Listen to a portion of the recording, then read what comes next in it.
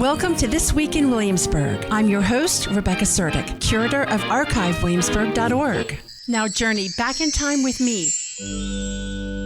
This week in 1893, the Page Memorial Window was installed in the south wing of Bruton Parish Church.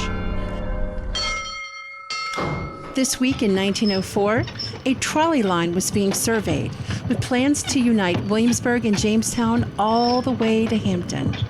The intended steam road was in the beginning stages of design throughout the peninsula.